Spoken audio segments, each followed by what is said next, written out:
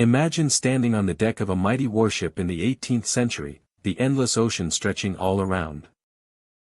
Above you flies the British flag, a symbol of power that commanded respect and fear across the world's waters. But how did Britain, a relatively small island nation, come to rule the seas for centuries? What made its navy the greatest force on the planet, shaping global history and building the largest empire the world has ever seen? Hello and warm greetings to you. Thank you for joining this fascinating journey into one of Historia's greatest maritime stories. Britannia's control of the seas changed trade, war, and empire forever. Without command of the oceans, the British Empire would never have reached its incredible scale. Before we set sail, here is a question to ponder. Was Britain's naval supremacy built more on strategy and innovation, or was it a product of circumstance and opportunity? I look forward to your thoughts and comments. Let's begin our voyage. Britain's story as a sea power begins with its geography.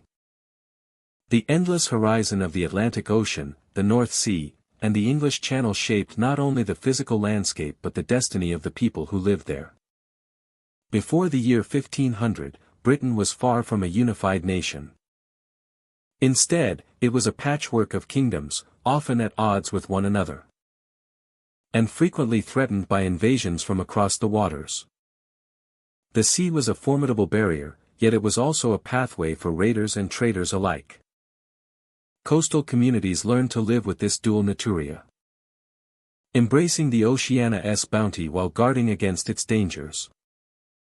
Fishermen cast their nets into the rich waters, drawing sustenance from the sea. Small villages along the coast became centers of seafaring skill. From fishing boats to modest shipbuilding yards, these communities developed the early craftsmanship that would one day build mighty fleets. The knowledge of tides, winds, and currents was passed down through generations, fostering an intimate connection with the maritime world. The arrival of the Normans in 1066 was a pivotal moment that showcased the importance of ships and naval power. The conquest was not simply a matter of armies clashing on land. It depended heavily on the ability to cross the English Channel, with a fleet capable of transporting thousands of men and horses. The ships that carried William the Conqueror and his forces were a testament to the growing seafaring capabilities of the time. This event planted seeds that would grow over centuries. The Norman's reliance on ships for conquest demonstrated how control of the seas could influence the fate of kingdoms. Over the centuries that followed, the people of Britain continued to refine their maritime traditions. Coastal defense became more sophisticated as threats from Vikings, Scots, and other invaders persisted. Naval skirmishes and raids were common, requiring constant vigilance and improvement in ship design and sailing techniques. The Islanda's position also made it a natural hub for trade. Merchants ventured out across the seas, establishing routes that connected Britain to the rest of Europe and beyond. Ports grew in importance as centers of commerce and cultural exchange, facilitating the movement of goods, ideas, and people. The interplay of defense and trade shaped a maritime culture deeply rooted in the Islanda's geography. This culture fostered resilience and adaptability, qualities essential for Britannia's later emergence as a global sea power. By the late Middle Ages, Britannia's naval foundations were well established. Shipbuilding yards dotted the coasts, sailors gained experience from frequent voyages, and the understanding of naval strategy began to take shape. The ocean connected kingdoms and communities, influencing their economies and security alike. These early foundations set the stage for centuries of naval evolution. The skills and knowledge developed before 1500 became the bedrock upon which Britain would build its future maritime dominance. In this way, the geography of Britain was not just a backdrop but an active force shaping its history. The Islanda's relationship with the sea was complex and enduring, blending threat and opportunity into a defining aspect of its identity. From these early days of fishing and small-scale shipbuilding, to the grand crossing of the Norman fleet, the British Isles began a journey that would see them rise to control the waves and shape the course of world history.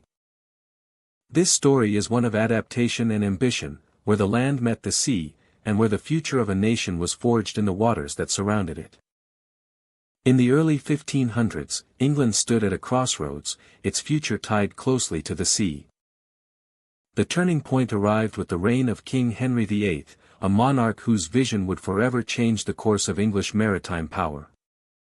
Recognizing that control of the seas was essential to protecting the kingdom's interests, Henry embarked on a bold program of naval reform and expansion. Henry understood that a strong navy was not just a tool of war but a symbol of national strength and ambition. Investment flowed into shipbuilding and naval infrastructure. New dockyards were established along the southern coast, places where timber was shaped and iron forged into the bones and armor of powerful warships.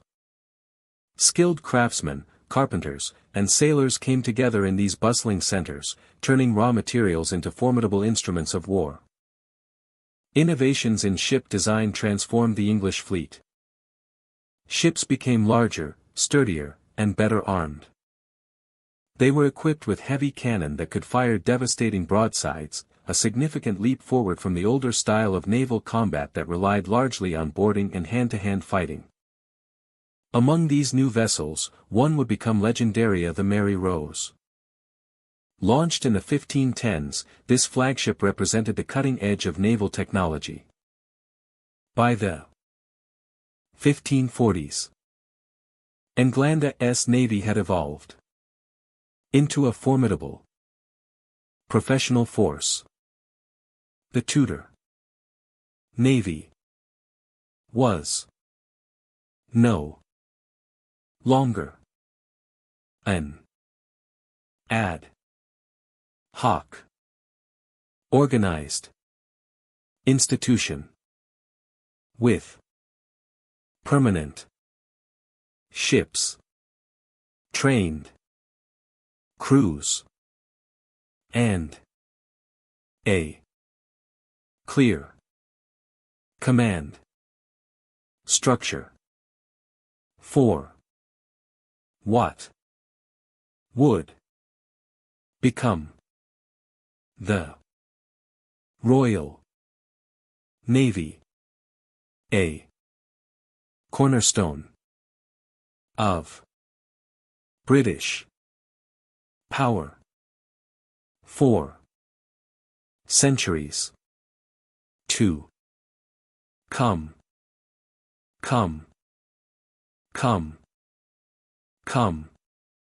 To be a cornerstone of British power for centuries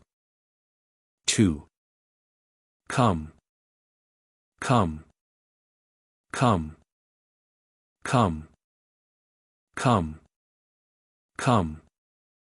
To be a cornerstone of British power for centuries to come.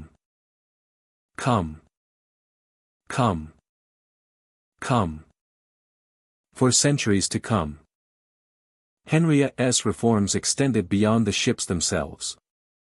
He introduced new systems for training sailors and officers, ensuring that crews were better prepared for the demands of naval warfare. The Navy became a source of employment and pride, with sailors serving year after year, building experience and skill. The expansion of naval power also influenced England's relationships with other European nations. A stronger fleet allowed Henry to defend English shores against invasion and to challenge the dominance of rivals like France and Spain on the seas. England was no longer a passive player but an emerging force capable of shaping international events. At the heart of this maritime revolution was the recognition that the sea was both a barrier and a pathway. Control of the waters meant safeguarding trade, securing resources, and projecting influence across the continent and beyond. Henry's navy became the shield that protected Englanda's growing ambitions. The transformation under Henry VIII was both practical and symbolic. It marked a shift in how England saw itself, from an island kingdom vulnerable to foreign threats to a rising naval power ready to engage with the wider world. The Tudor navy was the vessel of this new identity. The story of Henry's reforms is also one of innovation meeting tradition. Shipbuilders merged centuries-old techniques with new ideas, creating vessels that could withstand the rigors of battle and the vastness of the ocean. This blend of craftsmanship and technology defined the era. As the Tudor navy took shape, so too did the culture surrounding it. The navy became a community bound by shared purpose and the challenges of life at sea. This period of naval development would have lasting consequences. The foundations laid by Henry VIII allowed England to build a navy that, over the coming centuries, would dominate the seas and support the expansion of a global empire. The Royal Navy, born from these early reforms, would become a symbol of British strength and resilience. Looking back, the Tudor navy represents a moment when vision and determination met with opportunity. Henry's commitment to maritime power reshaped Englanda's destiny, turning the kingdom into a maritime nation poised for greatness. The legacy of this era lives on in the stories of ships like the Mary Rose and the sailors who manned them. It echoes in the naval traditions and strategies that shaped future generations. The Tudor navy was not just a fleet of ships but the beginning of a new chapter in Englanda's history. In this transformation, we see the power of leadership, innovation, and ambition. Henry VIII's naval reforms remind us that the mastery of the sea can redefine a nation's place in the world, opening doors to new horizons and possibilities. This is the story of a kingdom awakening to the importance of the ocean, a story of timber and cannon, courage and change, marking the dawn of Englanda's journey as a naval power that would shape history for centuries. In the mid-16th century, England stood at a crossroads. The country was emerging from decades of religious and political turmoil. And at its helm was a young queen determined to shape its future. Elizabeth I inherited a growing naval force, one that would soon become the backbone of Englanda's rising power on the seas. Elizabeth's reign marked a turning point in English history. She understood the importance of a strong navy not only for defense but also for expanding influence. At this time, Spain was the dominant maritime power, with vast wealth flowing from its colonies in the Americas. The Spanish fleet, formidable and numerous, held sway over the Atlantic and beyond. Tensions between England and Spain simmered for years, fueled by religious differences and competition for global dominance. English privateers, sanctioned by the Crown, targeted Spanish ships and ports, disrupting Spain's monopoly on trade and treasure. By 1588, the conflict reached a dramatic climax. The Spanish Armada, a massive fleet sent by King Philip II, set sail with the intent to invade England. This armada was one of the largest naval forces ever assembled, carrying soldiers and supplies for a full-scale invasion. English ships were equipped with long-range cannons, allowing them to strike from a distance and avoid close combat where the larger Spanish vessels excelled. As the fleets met in the English Channel, the atmosphere was tense and charged with anticipation. The English fleet harried the Armada, using fire ships to scatter the tightly packed Spanish vessels.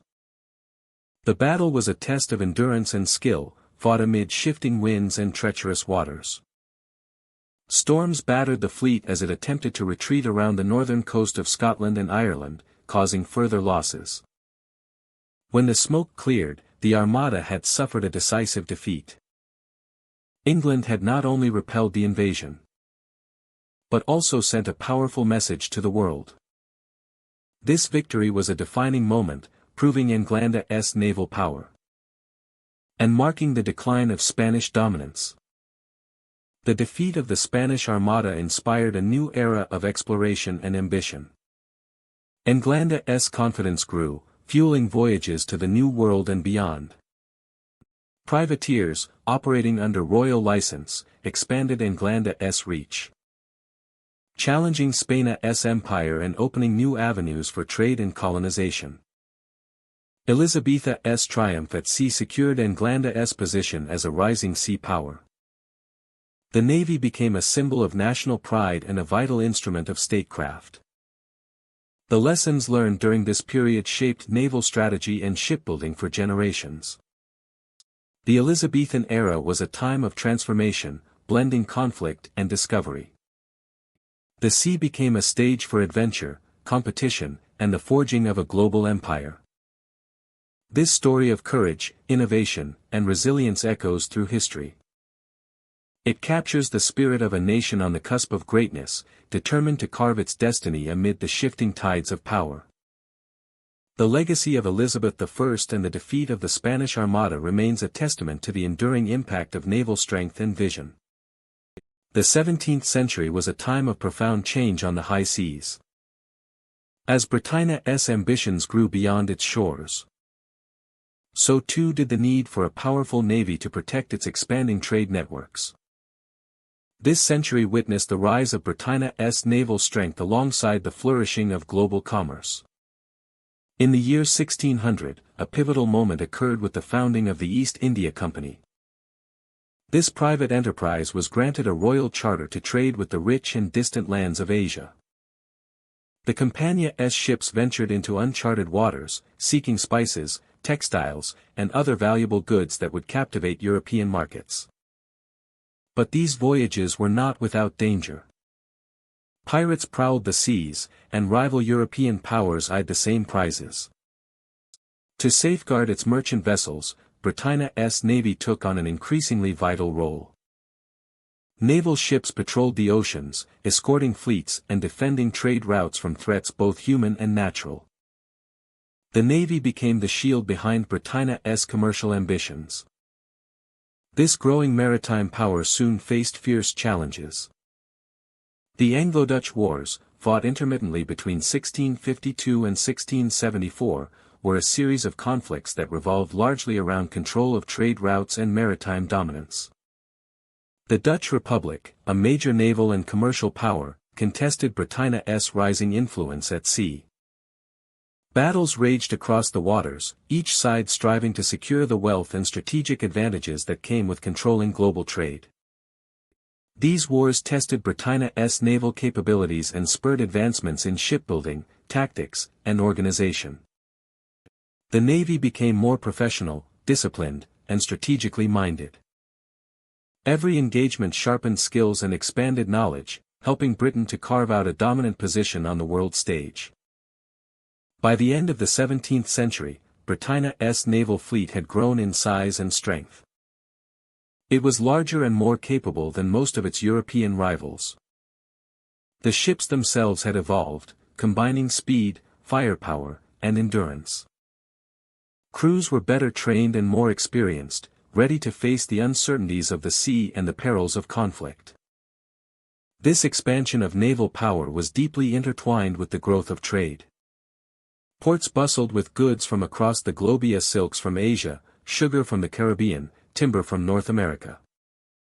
British merchants and sailors connected continents, creating a web of commerce that would lay the foundation for a global empire. Naval expeditions mapped new territories, opening paths for trade and settlement.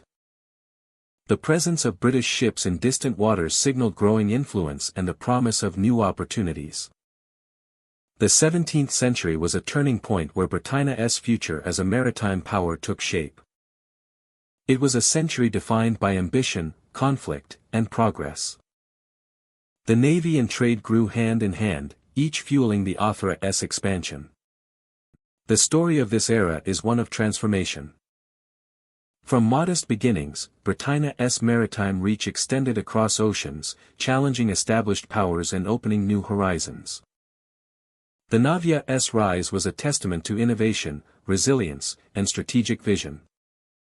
This period set the stage for the centuries to come, when Britain would rule the seas and shape the course of global history. The growth of the navy and trade in the 1600s was not just a chapter in Historia, it was the foundation of an empire built on waves and commerce, destined to leave an indelible mark on the world. The 7 Years' War, spanning from 1756 to 1763, was a monumental conflict that stretched across continents and oceans. It was a true world war of its time, testing the strength and resolve of empires vying for global influence. Central to this struggle was Britain's naval power, which faced challenges like never before but ultimately emerged triumphant. Britain found itself locked in battle against France and its allies, a rivalry that extended from the coasts of Europe to the far reaches of North America, the Caribbean, and India. The war was fought on multiple fronts, each demanding careful strategy and relentless effort. But it was control of the seas that proved to be the decisive factor. The Royal Navy, Britain's formidable maritime force, played a pivotal role throughout the war. One of the most critical moments came in 1759 at the Battle of Quiberon Bay, off the coast of France. Here, the British fleet confronted a large French invasion force. The battle was fierce and fraught with danger, fought amid treacherous weather and rocky shoals.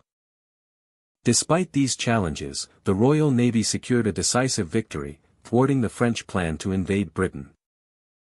This battle not only preserved British security but sent a clear message about the strength of its navy. The control of the seas meant more than just defense, it was a tool of offense and expansion. With the French naval threat diminished, Britain was free to extend its reach. British troops seized important territories that had long been under French control. In the Caribbean, the British Navy disrupted French and Spanish holdings, securing valuable islands and their lucrative sugar plantations. The wealth generated from these colonies would fuel Britannia's growing economy and industrial ambitions. Farther east, in India, the conflict was equally intense. British forces engaged French allies in a series of battles that determined control over vast territories.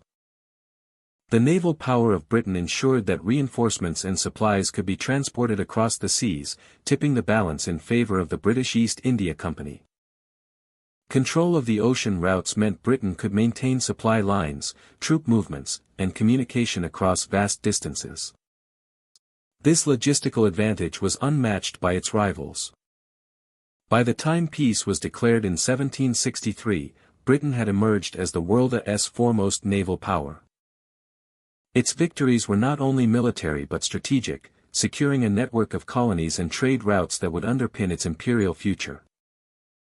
The outcome of the 7 Years' War marked a turning point in global history. Britannia's naval dominance opened the door to an era of expansion and influence that would last for centuries. The seas became highways of empire, commerce, and culture, all under the watchful eye of the British flag. This period demonstrated how mastery of the oceans could shape the destiny of nations. The Royal Navy's strength and courage during the war forged a legacy that defined Britannia's role in the world. The story of the 7 Years' War is one of tension, courage, and transformation. It shows how the tides of war and the waves of the sea combined to create a new balance of power, one where Britain stood at the helm of an expanding empire. In the aftermath, the world saw the rise of a British maritime empire that would influence politics, trade, and culture on every continent. The lessons learned and victories won during these years became the foundation for a century of British dominance at sea. This narrative is a testament to the power of strategy, determination, and the enduring importance of the sea in the shaping of history. It captures a moment when Britain's naval forces secured not only victory, but a place at the center of the global stage.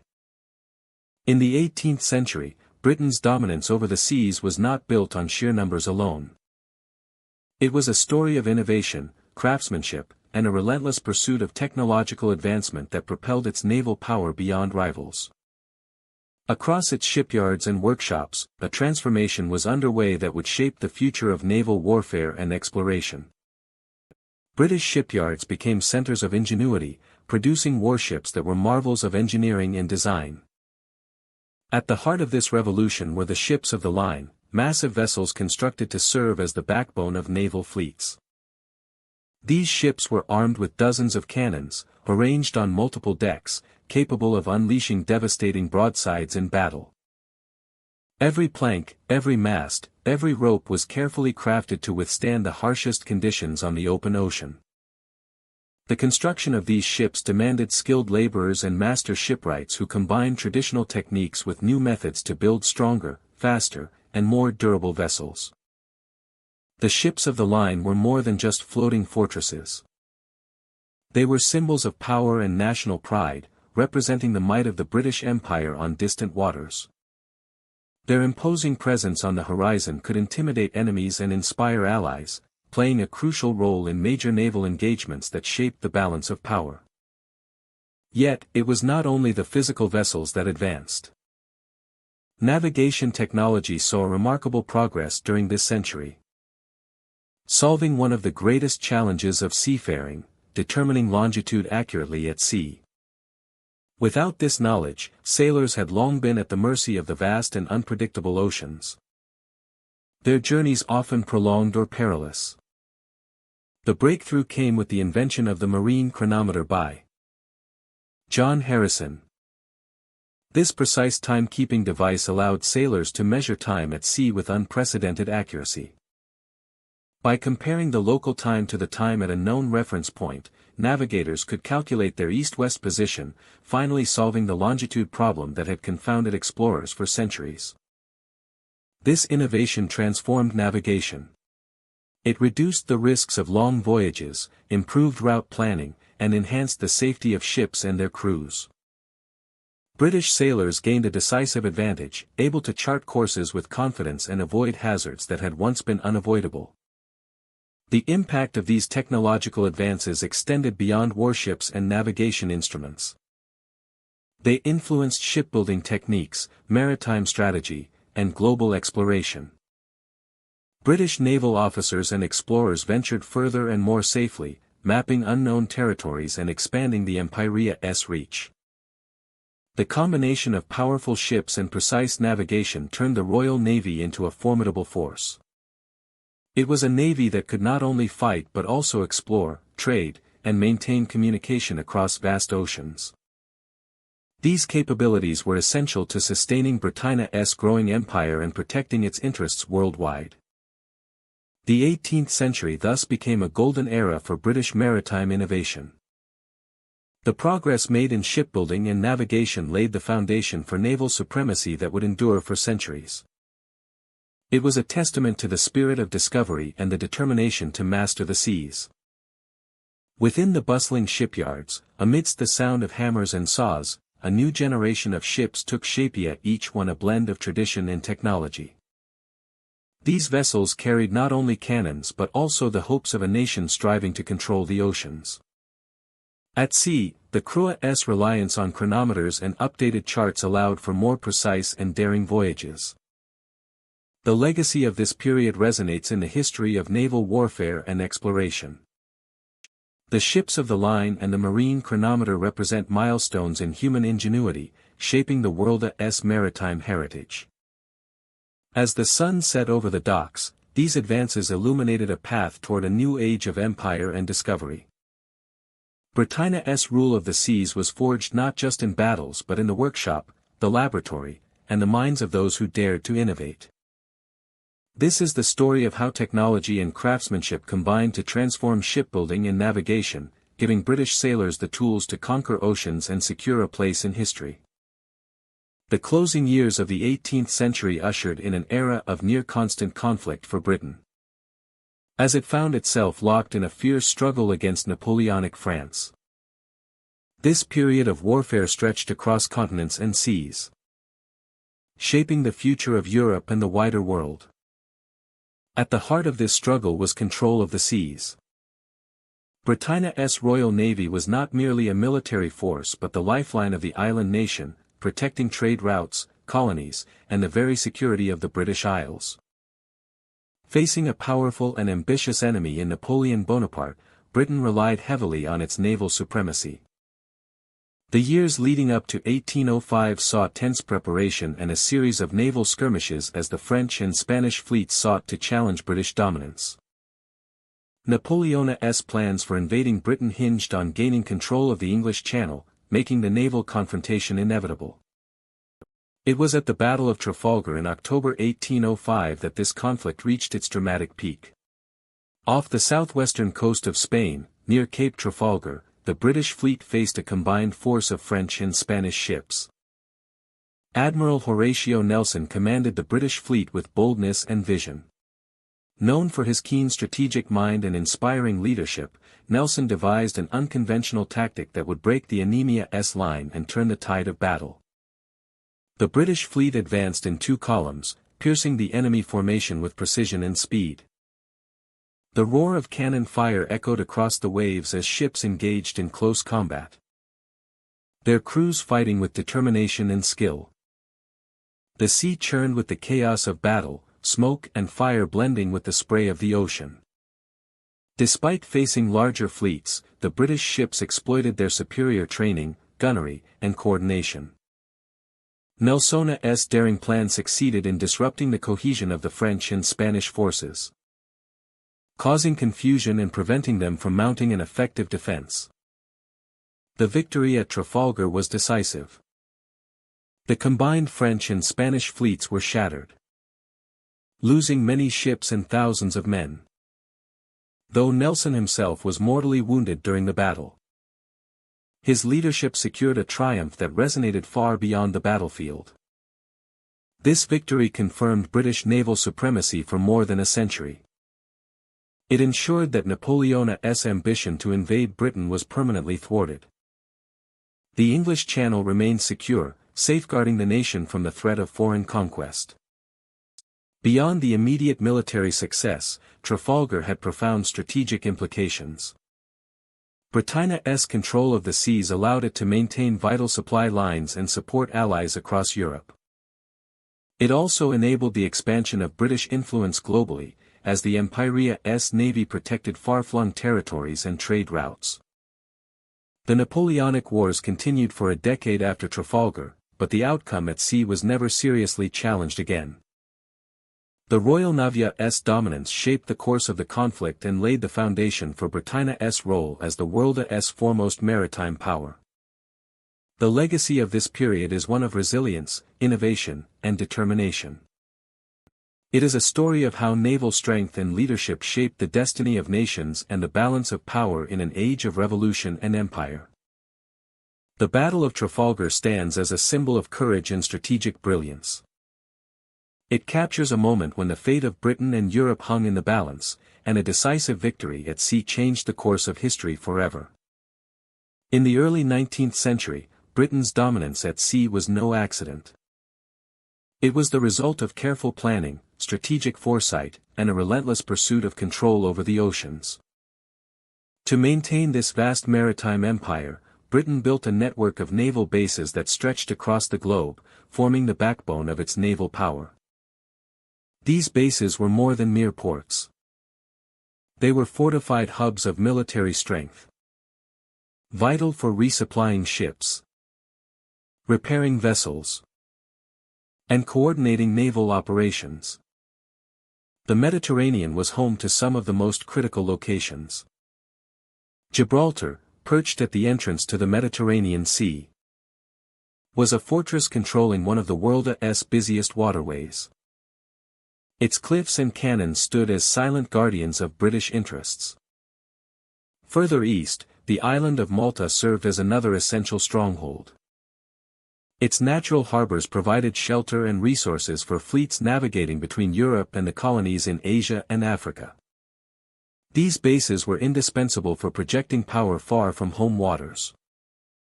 Back on the British Isles, naval dockyards in Portsmouth and Plymouth bustled with activity. Here, ships were built, maintained, and manned by skilled workers and sailors. These dockyards were the heart of the Royal Navy, fueling its expansion and readiness to face any threat. Beyond Europe, Britain's reach extended into the far corners of the world.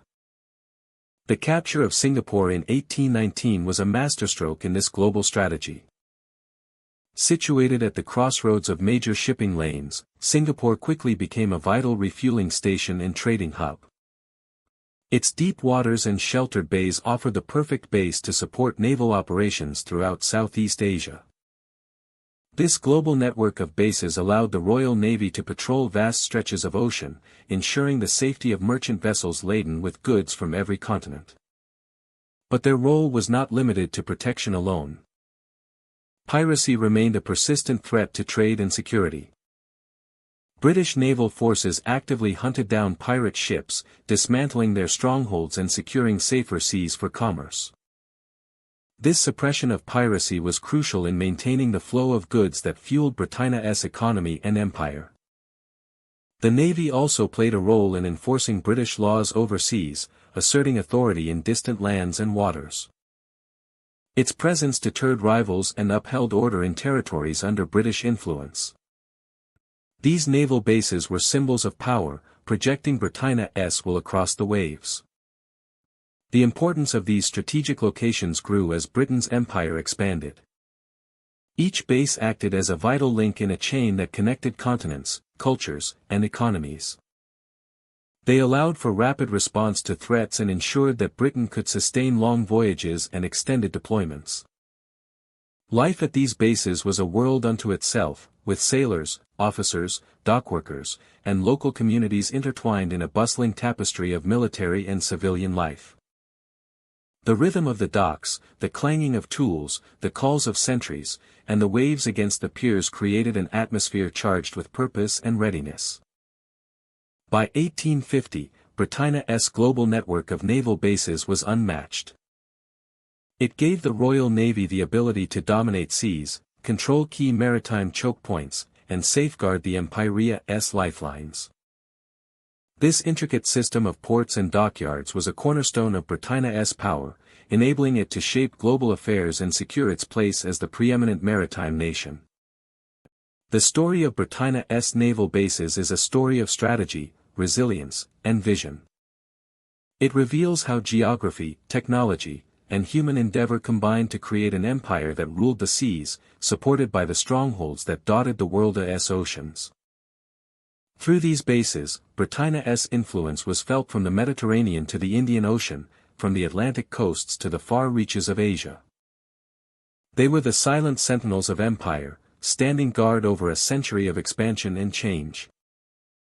This era of global reach and naval strength laid the foundation for the modern world, illustrating the critical role of maritime power in shaping history.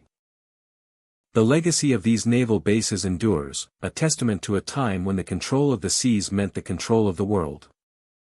In the aftermath of the Napoleonic Wars, Britain found itself standing unchallenged on the world stage. The year was 1815, and with the defeat of Napoleon, a new era of relative peace began. Era historians would later call the Pax Britannica. This period was marked by a fragile calm maintained not through treaties alone but by the unyielding dominance of the British Royal Navy. An era of relative peace began. With the defeat of Napoleon, new era of relative peace began. Era historians would later call the Pax Britannica. This period was marked by a fragile calm maintained not through treaties alone but by the unyielding dominance of the British Royal Navy. An era of relative peace began.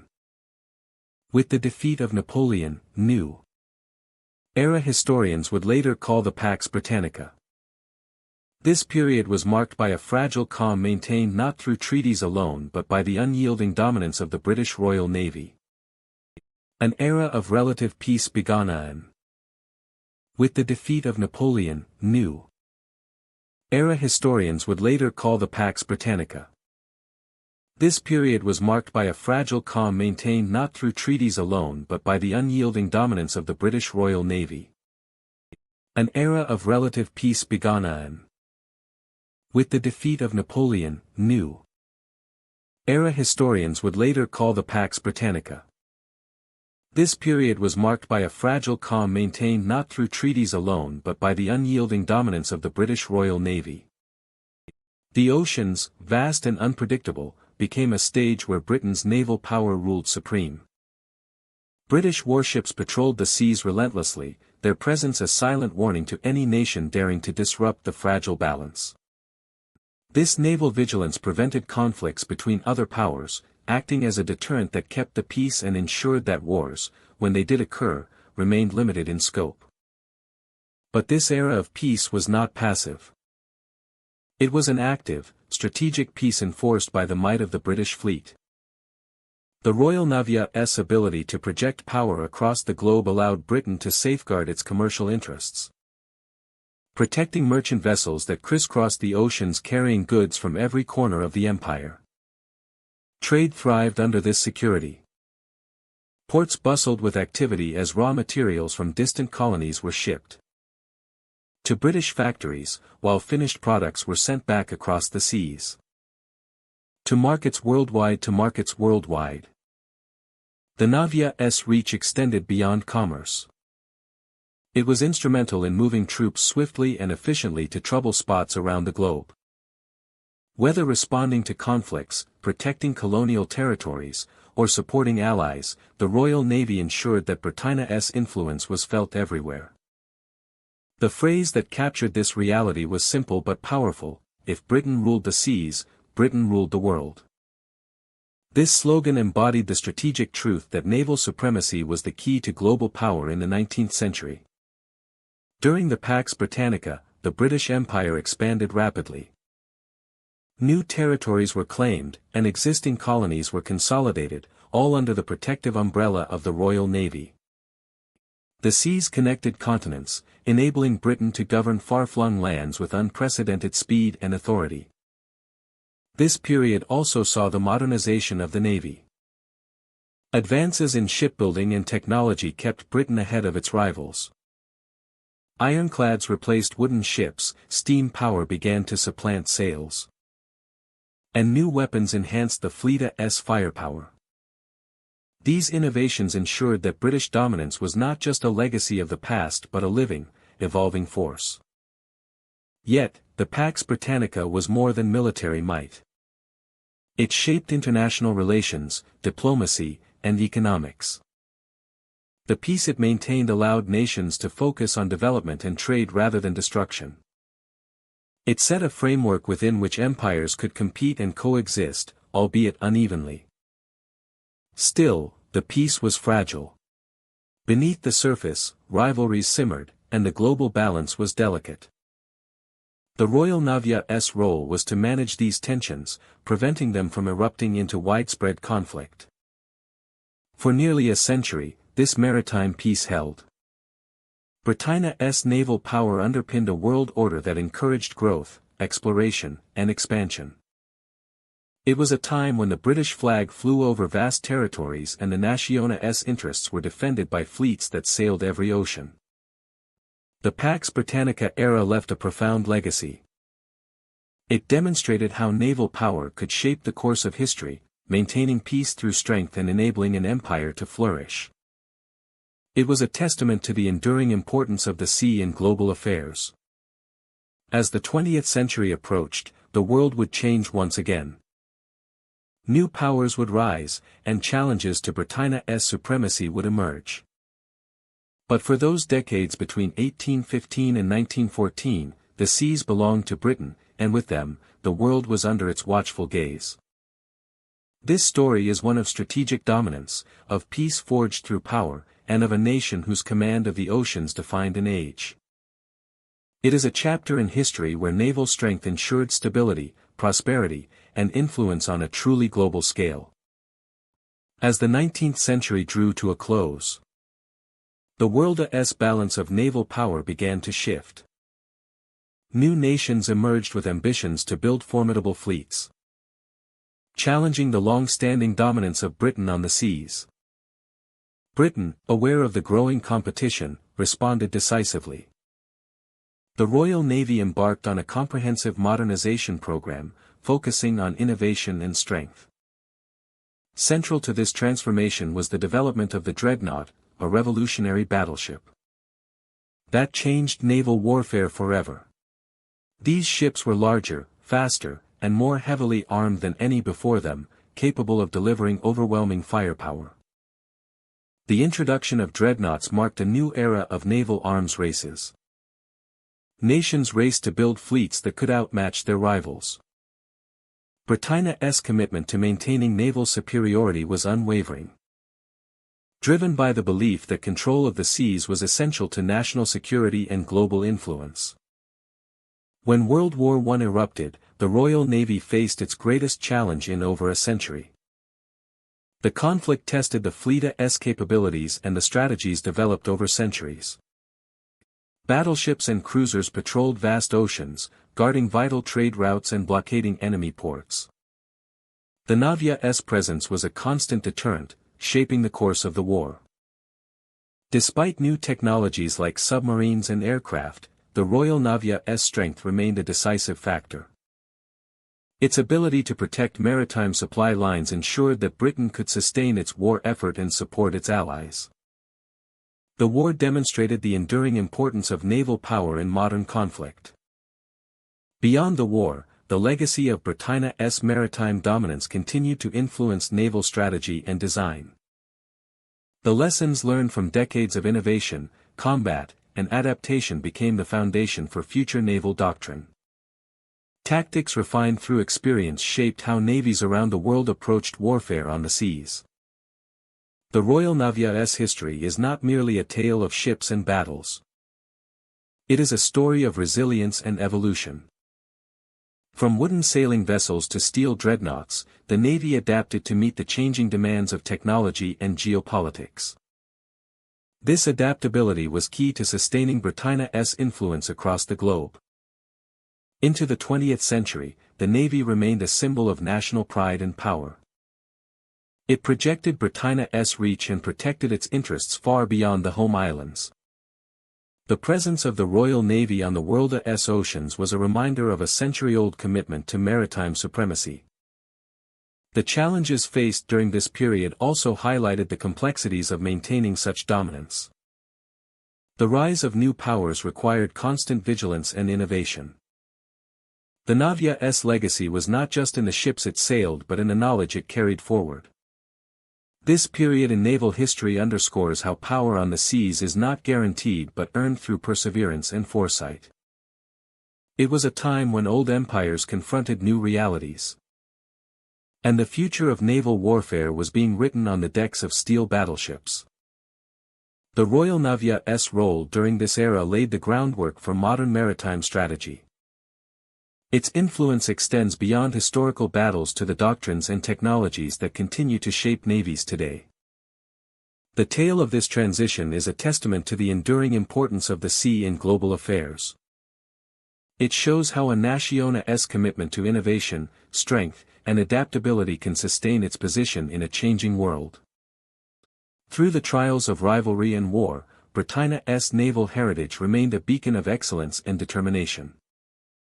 The legacy forged in these decades continues to inspire those who serve on the seas, carrying forward a tradition of mastery and vigilance. This is the story of how challenges met with resilience preserved a legacy of power, shaping the course of history on the vast and unpredictable oceans that connect us all. Thank you for joining this voyage through history to understand why Britain ruled the seas. From humble beginnings to unmatched naval power, Britannia's Navy shaped global politics, trade, and empire. Until next time, take care, stay curious, and keep exploring the incredible stories of our past.